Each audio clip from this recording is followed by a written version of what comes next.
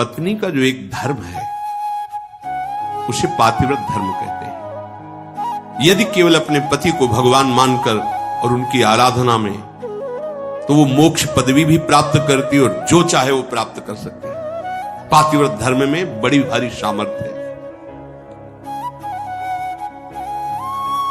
सच्चाई की परीक्षा तो तभी होती है जब विपत्ति आती है। तुम धैर्यवान हो, तुम धर्मात्मा हो, तुम हमारे मित्र हो या तुम हमारे अर्धांगिनी हो, इसका परिचय तो तभी मिलता है जब विपत्ति हो। अर्थात मित्र विपत्ति में हो तो उस समय उसे छोड़ना नहीं चाहिए। तुम विपत्ति में हो तो धर्म नहीं छोड़ना चाहिए, धैर्य नहीं छोड़ना चाहिए। अगर पति विपत्ति में है, बहुत संपत्ति अपहरण हो गई, ऐसे पति का किसी भी तरह से मन न दुखावे कि अब आपके पास तो कुछ रह नहीं गया, हमारी आप कामनाओं को पूर्ण नहीं करे। तो धीरज धर्म मित्र अरुणारी, आपद काल परखे चारी। जो ऐसी स्थिति में अपने पति का सहयोग करती है। वनवास हुआ, सियाजू ने ना तो जनकपुर का सुख स्वीकार किया ना अवधपुर का। कहा जहां प्रभु श्री राम के चरण, वहीं मुझे करोड़ों अयोध्या जैसा सुख मिलेगा। यदि कोई स्त्री, अनुसुईया जी उपदेश करे सियाजू को, अपने पति का किसी कारणवश अपमान, धन नहीं है, उतना विद्वान नहीं, उतना ज्ञान नहीं, और तुम्हारे ही कर्मवस्तु तुम्हारा पति बना है, उसका अपमान, पातिव्रत धर्म की यहां चर्चा करें। क्योंकि सबसे बड़ी पतिव्रताओं में शिरोमणि है श्री अनुसुईया जी, जिन्होंने भगवान हरि, हर और ब्रह्मा को 6-6 महीने के बालक बना दिया अपने पातिव्रत धर्म से। वो कह रहे हैं कि पति का अपमान न करें, अपने भगवान के समान समझे। यहां पातिव्रत धर्म की चर्चा प्रपंच की नहीं, बात यहां बहुत अध्यात्म की चरम ऊंचाई की बात करें अनुसुईया जी। इसको लौकिक में घसीटोगे ना तो ये तर्क वितर्क के सब। अगर हमारा इष्ट धर्म जोर का है ना, तो सामने कुछ हो ही नहीं सकता।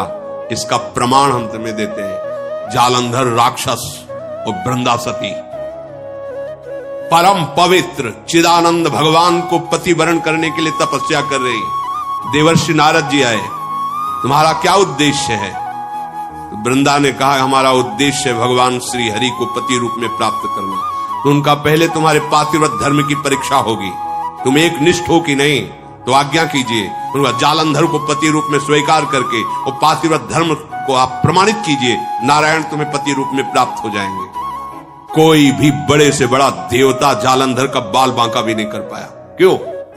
क्योंकि सती अपने सतीत्व में सब देवताओं ने विनय की कि वैसे आराधना तो आप ही को पति रूप में प्राप्त करने की थी। नाथ आप स्वीकार कीजिए, नहीं तो जालंधर का आतंक, राक्षस और पतिव्रता वृंदा, वही तुलसी जी के रूप में और शालिग्राम के रूप में श्री हरि। आज भी उनको ब्याह किया जाता है, पूजन किया जाता है, तुलसी जी चढ़ाई जाती। जब हम किसी को इष्ट मान लेते हैं तो उसमें दोष दृष्टि नहीं होती, और जब हमें प्यार होता है ना तो उसका दोष भी गुण ही नजर आता है। और सच्ची बात है कि सबके हृदय में भगवान बैठे। यदि हमारी निष्ठा है तो तुम हिल नहीं सकते, हमारी निष्ठा के विपरीत नहीं चल सकते। जब भगवान नहीं चल पाते तो तुम तो इंसान हो। ये था माम प्रपद्यन्ते तास्ते, मेरे लाला बनकर घुटने के बल हमारे आंगन में चलो तो अनंत ब्रह्मांडों का पिता घुटनों के बल चल रहा नंद बाबा के आंगन में या महाराज दशरथ जी के आंगन। मंगल भवन अमंगल हारी, द्रवहुषु दशरथ अजीर बिहारी। दशरथ जी के आंगन में विचरने वाले, कैसी लीला! अनंत ब्रह्मांडों का पिता बालक बन करके, जब वो बन सकता है तो तुम्हारे निष्ठा और पातिव्रत धर्म में वैसे ही चलेगा जैसे तुम विचार करोगे, क्योंकि तुम्हारा पातिव्रत धर्म पवित्र। हमारा क्या होता है कि हम दूसरों के तो दोष फटाक से बोल देंगे, बैक में आप दृष्टि घुमाओ अपने ऊपर, तब लगेगा वो तो कम है। अगर हमारी बात खुल जाए बहुत ही हम गलत हैं। संत सदैव सत्य स्वभाव वाले साधक उपासक बाहर नहीं देखते, अपने अंदर देखते। अपने दोषों को मिटा दो तो बाहर केवल भगवान या दूसरा कोई है ही नहीं। श्री अनुसुईया जी बड़ा सुंदर गृहस्थी में स्त्री शरीर पुरुष शरीर धारण की, इनको भगवत प्राप्ति का सहज उपाय बताया और यह ऐसी सामर्थ्य। ऐसे लिए स्त्री के लिए एक सुदृढ़ भगवत प्राप्ति का मार्ग है, जो घर परिवार में रह रही अपने पति में भगवान की भावना करना। मेरे पति ही मेरे भगवान हैं, ऐसी भावना से आठों पहर उनकी आज्ञा में रहना। जैसे कोई प्रश्न कर सकता है कि अगर पति ही दुराचारी हो तो शास्त्रों में वर्णन किया गया है कि आप अपने भाव रखिए और फिर विधान जैसा होगा अपने आप दूरी बना दे, क्योंकि आप और आपके पति के बीच में भगवान का भाव है ना, वो संभाल लेंगे, वो आपको बचा लेंगे, वो आपको दूर कर देंगे। ऐसा भी हो सकता है। अलग अलग मायाकृत रूप है और आंतरिक भाव में जाएंगे जब विचार पे, तो आपके ही कर्म का फल भुगताने के लिए ऐसा स्वभाव वाला पति दिया गया है, ऐसी भावना। तो हमारे ही कर्म निश्चित, अपने कर्म के प्रभाव से ही पति का वरण होता है। जैसे हमारे कर्म गायत्री के अनुष्ठान के द्वारा गायत्री जी को प्रसन्न करके जो कन्या प्रकट की थी, उनका नाम सावित्री जी हुआ था। बहुत ही तेजस्विनी राजकुमारी थी। जब वर वरण की बात आई तो उनके पिता ने आदेश किया कि तुम स्वयं घूमो मृत्युलोक में और जो तुम्हें वर पसंद आएगा उसके साथ ब्याह कर दे, इतना प्यार कर दे। और वो गायत्री जी की कृपा से प्रकट हुई थी, इसलिए उनका नाम सावित्री। बड़ी तेजोमयी कांति, अद्भुत ज्ञान, मंत्री और विशाल सेना साथ राजकुमारी वर वरण के लिए। स्वयं तुम देखो, बहुत राजकुमारों को देखा, मन में ही नहीं आया। जंगल से गुजर रही थी, देखा एक लकड़हारा लकड़ी काट रहा है, दृष्टि गई, देखते ही लगाए मेरे प्राणपति, रुक गई। मंत्री से कहा आदर से इनको नीचे उतारो। वो तो क्या अपराध बन गया, सैनिक घेरे हुए हैं, राजमंत्री।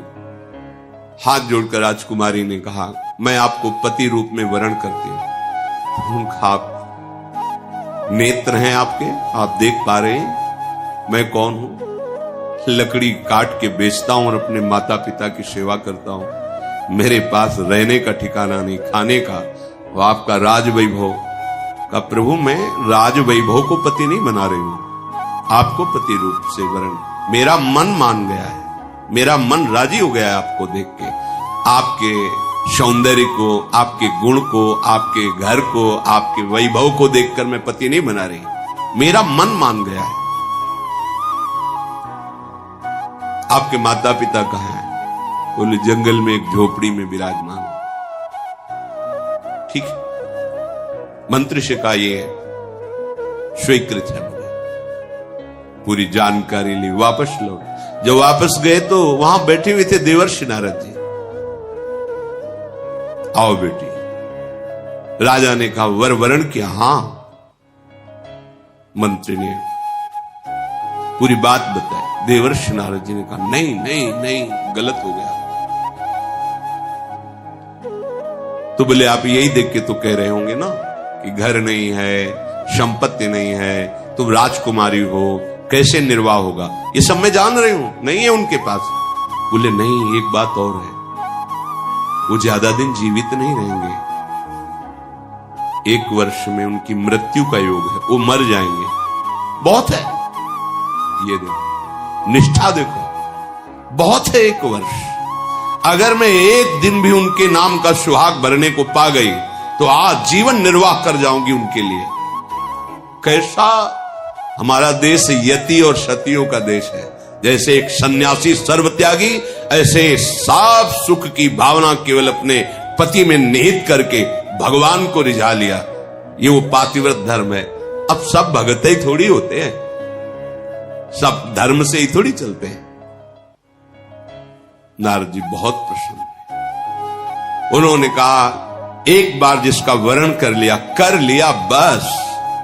जैसे मां भगवती पार्वती जी ने सप्त ऋषियों को जवाब दिया था, कोटि जन्म लग रगर हमारी, बरऊ शंभु न तरहो कुमारी। तुम एक बार की बात कहते हो, करोड़ों बार जन्म लूंगी और तपस्या करूंगी, और वर के रूप में वरण करूंगी तो महादेव को ही वरण करूंगी। माना महादेव अवगुण भवन, विष्णु सकल गुण खाद, जेहि कर मन जेहि सम रमे, ते ही संत। मान गए आपकी बात पर, मेरा मन रम गया है शिव में, करोड़ बार जन्म लूंगी लेकिन महादेव को ही वरण करूं। ये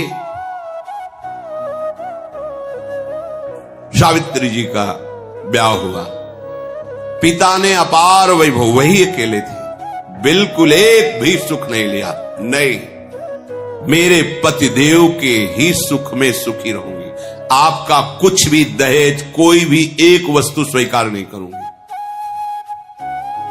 बहुत सत्यवान जी प्रसन्न हुए, उनका नाम सत्यवान, और कहा प्रिय, पता नहीं किस पुण्य और सौभाग्य से तुम्हारी जैसी हमें पत्नी मिली। वैसे मैं भी एक राजकुमार हूं, मेरे राज्य का अपहरण कर लिया गया वैरी राजाओं ने। मेरे माता पिता वयोवृद्ध थे, उनको लेकर मैं जंगल भाग आया हूं और वास कर रहा हूं। पर मैं तुम्हें कैसे, उनको ये पता नहीं कि मैं 1 वर्ष की आयु, लेकिन सावित्री जी को पता है, मैं तुम्हें कैसे सुख प्रदान कर सकता। बोले भगवान, बस आपकी चरण सेवा करके आपको सुखी देखकर मैं परम सुखी रहूंगी।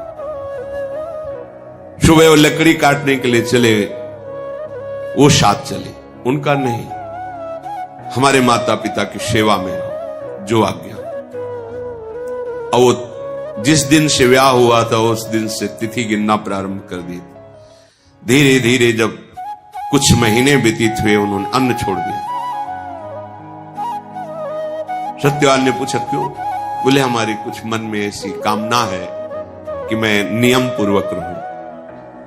कुछ समय व्यतीत हुआ, जल छोड़ दिया, वायु पी करके केवल मंत्र जाप करते हुए कि पति का शरीर छूटा, मैं अपना शरीर रखूंगी नहीं, छोड़ दूंगी।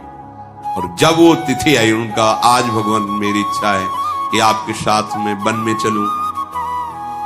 तो नहीं माता, आज तक आज्ञा मानिए, केवल एक दिन, आज केवल, फिर जैसी आपकी आज्ञा होगी, पर आज आपकी आज्ञा उल्लंघन करूंगी और आपके साथ चलूं। उनको पता था आज आखिरी दिन है, सत्यवान को पता नहीं। गए, चलो, तुमने पहली इच्छा प्रकट की है, अभी तक कोई इच्छा ही नहीं प्रकट की थी, और वो भी इच्छा अपने पति के अंतिम दर्शन और वही प्राण त्यागना, निश्चय इनका यही था। लकड़ी काटने लगे, बोले सावित्री ऐसा लग रहा है मेरा सर फट रहा है। बोले भगवान नीचे आ जाइए, समझ नहीं, आप लेटिए। सर को अपनी गोद पे रखा, मंत्र चल रहा है, शांत, देखते कौन आता है और मेरे पति का स्पर्श करता है। ब्रह्मचारिणी पातिव्रत धर्म से युक्त गायत्री के अनुष्ठान से प्रकट हुई और मंत्र चल रहा है। यमदूतों की तो सामर्थ्य नहीं, साक्षात धर्मराज है, यमराज रूप में नहीं, धर्मराज के रूप में।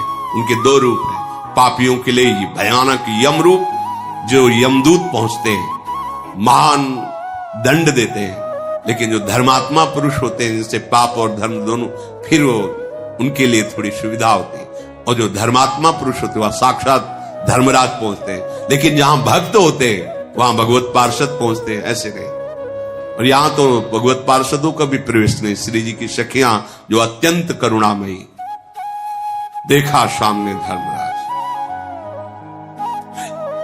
मंत्र का प्रभाव, मूर्तिमान धर्मराज सामने। उनका बेटी, तुम्हें धैर्य धारण करना होगा, वो मूर्छित हो गए सत्यवान। उनके आते ही प्रक्रिया है प्राण घसीटने की, मूर्छा गए। तो उनका भगवान, ये मेरे पति हैं, आप प्राण ले लो और देह की रक्षा करो, ऐसा कैसे हो सकता है? ये हमारे प्राण हैं।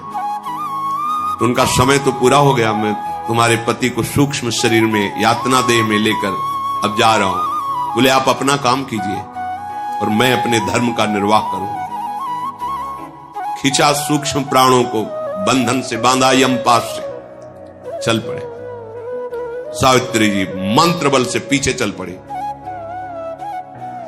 कंकन किंकिनी की झनकार तो पीछे मुड़ के, उनका बेटी असंभव है, मृत्यु होने के बाद जीव को अपने कर्मों का फल भोगना ही पड़ता है, वो किसी का साथ निर्वाह नहीं कर सकता। तुम वापस चली जाओ। उनका आप अपने कर्तव्य का पालन करें, हम अपने कर्तव्य का पालन करें। आगे बढ़े, पीछे का तुम्हारे पति प्रेम को देख करके हमारे हृदय में उत्साह हो रहा है। तुम वरदान मांगो, केवल सत्यवान के प्राणों को छोड़कर, इस जीवात्मा को छोड़कर तुम कोई भी वरदान मांगो। उनका सुना है हमारे सास ससुर राजा थे, उनका राज्य वैभव उनको पुनः प्राप्त हो जाए, उनके नेत्रों की ज्योति प्रकट हो जाए, ऐसी हमारी इच्छा है। तथास्तु। फिर चले, देखो एक और वरदान मांगो और आप वापस चले। तो हमारे माता पिता के पास केवल हम ही संतान थी, पुत्र नहीं था। एक पुत्र प्रदान कर दीजिए, अर्थात भाई। तथास्तु। फिर देखो बेटे, हम तुम्हें बार बार कह रहे हैं, यहां से आगे की यात्रा सूक्ष्म देह से होती है, स्थूल शरीर से नहीं। तुम अपने पातिव्रत धर्म से युक्त हो, इसलिए मुझे देख पा रहे हो, मेरे साथ चल रहे हो, पर अब उचित नहीं है। एक और वरदान मांग लो। तो अब मुझे भी एक पुत्र चाहिए। उनका तथास्तु। बोले रुक जाओ, मैं एक पतिव्रता हूं और बिना पति के संतान कैसे हो सकती?